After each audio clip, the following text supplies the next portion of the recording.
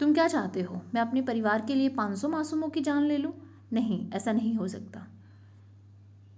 सामने से एक औरत का जवाब आता है, कृतिका सोच लो तुम्हें क्या करना है, लेकिन उससे पहले तुम्हारे फ़ोन पर एक वीडियो भेजा है, वो तो देख लो। मैं जल्दी से फ़ोन खोलती हूँ और व्हाट्सएप पर मेरी माँ के नंबर से एक वीडियो होता है। मैं वो खोलती हूँ। उसमें मेरे छोटे भाई कार्तिक को एक कुर्सी पे बिठाया गया था और उसके पास खाने का बहुत सारा सामान था। जैसे ही वीडियो थोड़ी आगे बढ़ी, एक इंसान ज़बरदस्ती उसे खिलाने की कोशिश कर रहा था। कुछ ही सेकंड्स के बाद एक दूसरा इंसान उसके पास बड़ी लंबी सी तलवार लेके आता है और वो मेरे भाई का एक शोल्डर काटने की कोशिश करता है और इसमें कार्तिक बहुत ज़ोर से चिल्ला रहा होता है। ये देखकर मेरे हाथ पांव ढीले पड़ गए। मैं फिर से वापस अपने किडनैपर को कॉल करती हूँ। कार्तिक के नंबर पर ही कॉल किया जाता है। सामने से फिर से वही औरत कॉल उठाती है। मैं कहती हूँ, क्या चाहते हो तुम? तुम्हें जो चाहिए मैं दे दूँगी, मुझे जितनी प्रॉपर्टी चाहिए मैं दूँगी, जितना पैसा चाहिए मैं दूँगी, मेरे परिवार को छोड़ दो। सामने से वो औरत हंसती है, नहीं कृतिका बेटा, अभी इतना मत टूट जाओ। अब इतना टूट जाओगी तो आगे जो कुछ करना है वो कैसे करोगी? मैं जल्दी से कॉल कट करती हूँ और अपनी अलमारी से रिवॉल्वर निकाल कर गाड़ी में बैठती हूँ। आज या तो मैं नहीं या किडनैपर नहीं, जो होगा वो देख लिया जाएगा। मैं गाड़ी से निकलती हूँ। जैसे ही मैं थोड़ा आगे जाती हूँ, एक पत्थर सड़क पर होता है और जैसे ही मैं वो पत्थर उठाने के लिए गाड़ी से उतरती हूँ और वापस गाड़ी में आती हूँ, मेरी गाड़ी की खिड़की के शीशे पर कोई नॉक करता है। मैं जैसे ही देखती हूँ तो वो मेरी माँ होती है। माँ, आप? मैं जल्दी से गाड़ी से निकलती हूँ। जितने में मैं गाड़ी से निकलती हूँ उतने में काले शीशों वाली एक जीप आकर मेरी माँ को अंदर खींच कर निकल जाते हैं। मैं गाड़ी में वापस बैठकर जल्दी से उस गाड़ी का पीछा करती हूँ। वो गाड़ी थोड़ा आगे जाके एक गांव के लिंक रोड पर मुड़ जाती है। जैसे ही मैं अंदर उस रोड पर जाती हूँ, थोड़ा आगे आकर एक बड़ी सी चट्टान मेरी गाड़ी के सामने आकर गिर जाती है।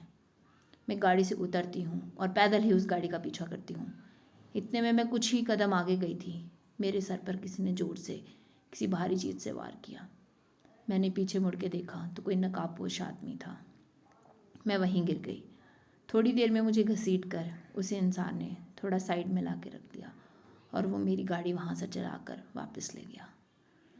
मैं पूरी रात वहीं पड़ी रही, इस उम्मीद में कि कहीं से कोई हेल्प आएगी, लेकिन मुझे कोई हेल्प नहीं मिली।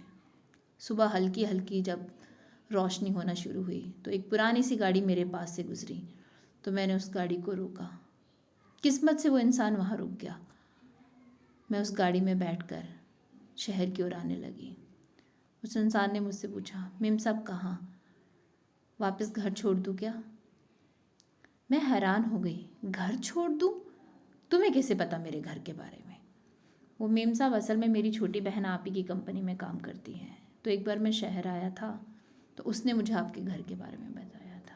ओह अच्छा, ठीक है ठीक है, मुझे घर तक छोड़ दो। लेकिन मेम साहब आप यहाँ कैसे? वो बड़ी लंबी कहानी है, मैं अभी नहीं बता सकती, मुझे प्लीज़ घर तक छोड़ दो। ठीक है मेम साहब, मैं आपको घर छोड़ देता हूँ। वो इंसान मुझे घर छोड़ कर जाता है।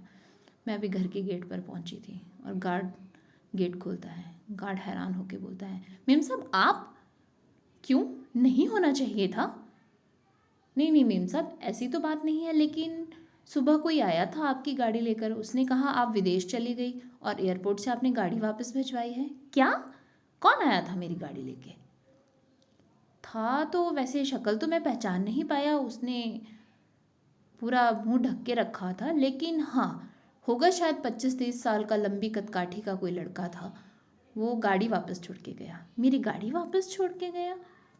मुझे कुछ समझ नहीं आ रहा था। मैं घर के अंदर जाती हूँ और जाते जाते मैंने गार्ड से कहा, जाओ तुम एक काम करो, अब तुम जाके आराम कर लो, तुम्हारी शिफ्ट पर दूसरा गार्ड आता होगा।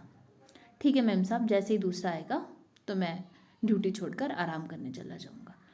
मैं लड़खड़ाते कदमों से अंदर आती हूँ। अभी बस मैं अंदर आकर सोई ही थी, फिर से मुझे मेरे भाई अनिल के नंबर से कॉल आता है। मैं कॉल उठाती हूँ। हेलो, तुम क्या चाहते हो? क्या चाहिए तुम्हें? जो चाहिए मैं तुम्हें दूंगी, पर मुझे इस तरह से परेशान मत करो, मेरे परिवार को छोड़ दो।